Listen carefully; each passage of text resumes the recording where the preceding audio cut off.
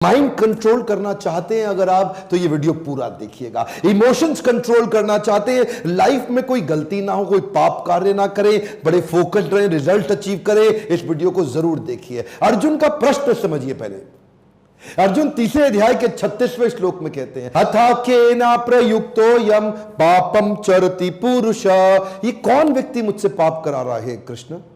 कौन करा रहा है मुझसे पाप? मेरी पाप करने की इच्छा नहीं है। अनिच्छन अपि वार्ष्णेया, अनिच्छन, हे वृष्णिवंशी कृष्ण, मेरी तो इच्छा भी नहीं है। अनिच्छन अपि, कोई इच्छा नहीं मेरी, लेकिन बलादिवा नियोजिता, कोई बलादिवा, कोई बलपूर्वक मुझसे ये काम करा रहा है।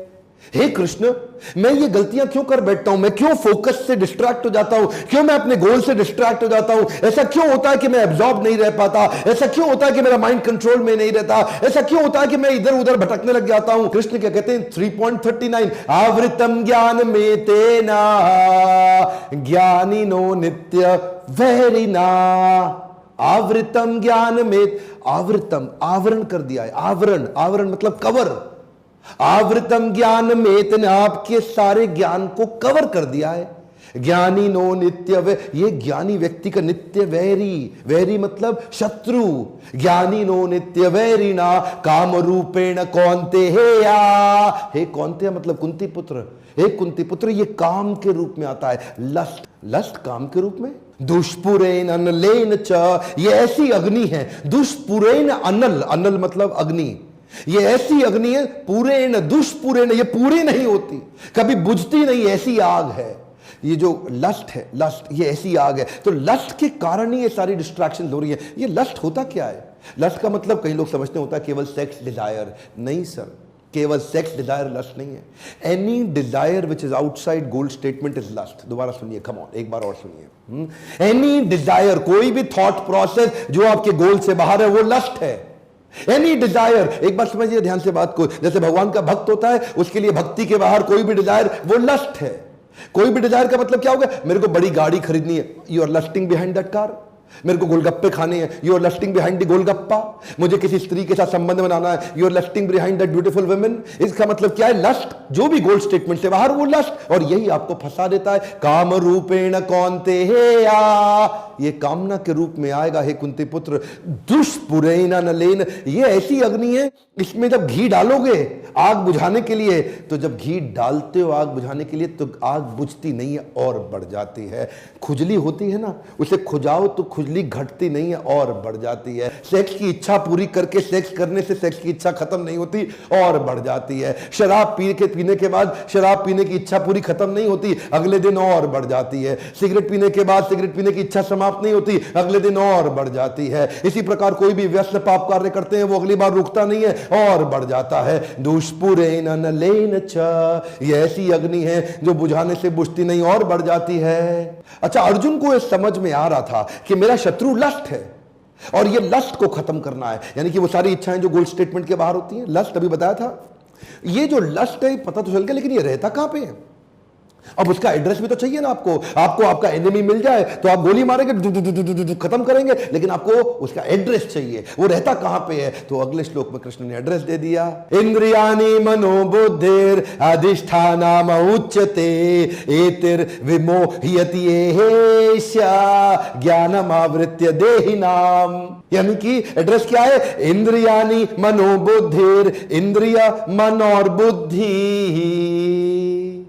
अधिष्ठानाम उच्यते, यही है इसके अधिष्ठात्री। अधिष्ठात्री मतलब अधिष्ठाता, अधिष्ठाता मतलब यही रहते हैं। इंद्रिय, मन और बुद्धि, इन तीन जगह पे जाके लस्ट रहता है। अगर आपको लस्ट को अटैक करना है तो इंद्रिय, मन और बुद्धि को प्यूरिफाई कर दो। वो प्यूरिफाई, जस्टिफाई मत करो, प्यूरिफाई करो, क्योंकि अगर नहीं किया, एतिर विमोहयति, विमोहित, विमोहित, ये आपको विमोहयति, ये इतना विमोहित कर देगा, ज्ञानम आवृत्य देहिनाम, ज्ञान से ज्ञान को आवरण डाल देगा। आवरण, ढक्कन है, जितना ढक्कन मोटा उतना धंधा छोटा। तो अब एड्रेस भी पता चल गया, अब समझना है कि इसको ठीक कैसे किया जाए। पूरा वीडियो देखिएगा ध्यान से। अगले श्लोक में कहते हैं, तस्मात् त्वम इंद्रियाणि आदो नियम या भरतर्षभ पापमानां प्रजह्येनम ज्ञान विज्ञान नाशनम।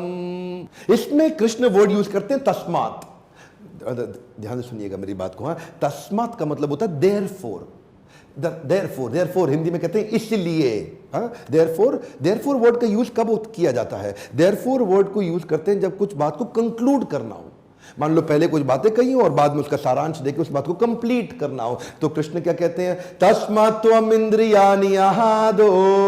हे अर्जुन, त्वम इंद्रियाणि आहादो, इंद्रियों से शुरुआत करो। आदो मतलब बिगिनिंग में, इंद्रियों से शुरुआत करो। इसका मतलब अर्जुन, मैंने पिछले श्लोक में बताया था ना, मतलब कृष्ण ने कि इंद्रिया, मन और बुद्धि, तीन जगह पे ये कामना रहती है। तो कृष्ण क्या कह रहे हैं? सबके चक्कर में मत पड़ो, तुमसे होगा ही नहीं। तुम खाली इंद्रियों को कंट्रोल कर लो बस। क्या करो? तस्मात् त्वम इंद्रियाणि आहादो नियम्य, हाथ आगे लाइए, कम ऑन, नियम्य। मेरे हाथ को देखिए, कम ऑन, आप भी करिए, नियम्य। इसको नियमित कर लो। नियमित मतलब रेगुलेट कर दो। किसको रेगुलेट करो? सेंसेस को। सेंसेस कौन सी है? आंख, नाक, जीवा, कान, त्वचा। One more time, come on, आंख, नाक, जीवा, कान, त्वचा। ये 5 सेंसेस को रेगुलेट कर लो। अब समझिए, ये पूरा का पूरा आपको मैं यहां पे चार्ट दिखाऊंगा, पर चार्ट से पहले समझिए, पापमानं प्रजहि एहेनम, ये इतने पाप कराएगा आपसे। ज्ञान विज्ञान नाशनम, ये आपके ज्ञान और विज्ञान का नाश कर देगा। तो आदमी जो बर्बाद होता है ना, जो आदमी फोकस से हटता है, जो गोल से हटता है, उसका यही कारण है। आपका चैंटिंग क्या है, हियरिंग क्या है, रीडिंग क्या है, आप क्या सुनते हैं, किसके साथ उठते हैं, किसके साथ बैठते हैं, कौन सा मूवी देखते हैं, कौन सा म्यूजिक सुनते हैं, दोस्त कैसे हैं आपके, आप किताब कौन सी पढ़ते हैं, आप टेलीविजन पे प्रोग्राम कौन सा देखते हैं। जब तक आप अपनी इंद्रियों पे रेगुलेटर, पंखे के साथ में रेगुलेटर आता है, म्यूजिक सिस्टम के साथ में रेगुलेटर आता है, एफएम चैनल के साथ गाड़ी में आप उसको रेगुलेट करते हैं। जब भी आपके पास से रेगुलेटर हाथ से गया तो आपको बहुत तकलीफ आएगी। वो एयर कंडीशन जिसमें रेगुलेटर ही नहीं है, वो दुख का कारण बन जाएगा। वो पंखा जिसमें रेगुलेटर ही नहीं है, वो दुख का कारण बन जाएगा। वो गर्मी में अच्छा लगता था, सर्दी में आपको दुख देगा। आपके पास रेगुलेटर होना चाहिए। रेगुलेट किसको करना है? आंख, नाक, जीवा, कान, त्वचा। जब इन 5 को रेगुलेट कर लेंगे तो गलत डेटा अंदर जाएगा नहीं। Stop getting distracted by things that have nothing to do with your goals. जो आपके गोल को समझिए। श्रील प्रभुपाद क्या कहते थे? जब मैं पानी पीता हूं तो मैं पानी ही पीता हूं। मैं उनकी इस बात से इतना प्रभावित हो गया। जरा दोबारा सुनिए, कम ऑन। जब मैं पानी पीता हूं तो मैं पानी ही पीता हूं। इसका मतलब क्या हो गया? जो आप कर रहे हैं ना, उस समय आप वही कर रहे हैं। अपनी इंद्रियों में कुछ और एंट्री मत करने दीजिए, क्योंकि ये सेंसेस, देखिए, ये है आपका पूरा माइंड। ऊपर है कॉन्शियस माइंड, नीचे है सब कॉन्शियस माइंड। इस सब कॉन्शियस माइंड को 5 द्वारों से कंट्रोल किया है। जरा इस पूरे चार्ट को ध्यान से समझिए। कॉन्शियस माइंड आपकी मतलब बुद्धि, और सब कॉन्शियस माइंड मतलब आपका मन। तो 3 बातें बताई थी ना। क्या बताया था? इंद्रियाणि मनोबुद्धि। ये इंद्रिया मतलब 5 गेट, आंख, नाक, जीवा, कान, त्वचा। ये 5 गेट हो गए मन के आसपास, और ऊपर है बुद्धि। अब ये बुद्धि, इंद्रिय और मन यहीं पर लस्ट आके रहता है। लेकिन जो अंदर घुस गया इन गेट से, मन के जो अंदर घुस चुका है, उसका तो अभी भी कुछ कर नहीं सकते ना। तो कृष्ण क्या कहते हैं? मैं तुम्हें आसान तरीका बताना चाह रहा हूं अर्जुन, मेरी बात सुनो, इधर उधर चक्कर मत लगाओ तुम। तस्मात् त्वम इंद्रियाणि आदो। आदो मतलब बिगिनिंग, शुरुआत के लिए पहला स्टेप समझो, खाली इंद्रियों को ठीक कर लो। अंदर जो अब तक घुस चुका है आपके, घुस चुका है ना, कोई बात नहीं, अब और मत घुसने दो। आंख के बाहर गेट कीपर लगा दो। वही देखूंगा जो मेरे काम का, नहीं तो नहीं देखूंगा। वही सुनूंगा जो मेरे काम का, नहीं तो नहीं सुनूंगा। वही खाऊंगा जो मेरे काम का, नहीं तो नहीं खाऊंगा। वही सूंघूंगा, उसी को हाथ लगाऊंगा, उसी के साथ उठूंगा, बैठूंगा, वही जाऊंगा, वही करूंगा। गोल से बाहर कुछ नहीं करूंगा। तस्मात् इंद्रियाणि आहादो।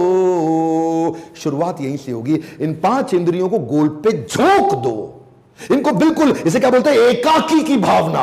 ये 5 इंद्रियां जब एक गोल पर लग जाएंगी ना, तब दिक्कत नहीं आएगी। समस्या क्या ये होती क्यों नहीं? क्योंकि भगवत गीता पढ़ते नहीं है। कृष्ण ने वो ज्ञान दिया है जो प्रश्न उत्तर, अर्जुन प्रश्न करते गए, कृष्ण उत्तर देते गए। यही जगत की रीत है, यही कृष्ण का गीत है। मन के हारे हार है, मन के जीते जीत है। सिंपल है ना। जब मन को जीतने के लिए ही भगवत गीता दी गई है। अगर आप माइंड देखिए, अगर बस ये, या तो मन आपको कंट्रोल कर रहा है, या आप मन को कंट्रोल कर रहे हैं, या इमोशंस आपको कंट्रोल कर रहे हैं, या आप इमोशंस को कंट्रोल कर रहे हैं, या तो सेंटिमेंट्स आपको कंट्रोल कर रहे हैं, या आप सेंटिमेंट्स को कंट्रोल कर रहे हैं, या आप मन की सुन रहे हैं, या मन आपको अपनी सुना रहा है। बस यही चक्कर है। लोग कहते हैं मैं मन का राजा हूं, जो मन कहता है वो मैं करता हूं। तू मन का राजा नहीं, तू मन का गुलाम है। क्योंकि जो मन कहता है वो तू करता है, और जो जो मन कहता है तू वो करता है, तो तू गुलाम हुआ, राजा कहां से हुआ? इसलिए यही ट्रेनिंग है। पहले इंद्रियों को रोकना शुरू कर दो, अंदर सही कंटेंट भेजना शुरू कर दो माइंड के अंदर, और जब प्यूरिफाइड कंटेंट अंदर जाएगा तो अंदर भी सब धुल के साफ हो जाएगा। और जब अंदर धुल के साफ हो जाएगा तो बुद्धि, डिसीजन मेकर जब भी डिसीजन लेगा, मन उसको पॉपअप हमेशा अच्छी चीजों का देगा। पॉपअप समझते हैं ना, पॉपअप? तो ये मन बुद्धि को, यानी कि सबकॉन्शियस माइंड कॉन्शियस माइंड को पॉपअप देता है। पॉपअप कहां से निकाल के देगा? जो अंदर घुसा है वही तो देगा। Garbage in garbage out, negative in negative out, good in good out, positive in positive out. इंद्रियों से जो अंदर गया वही तो बाहर आएगा।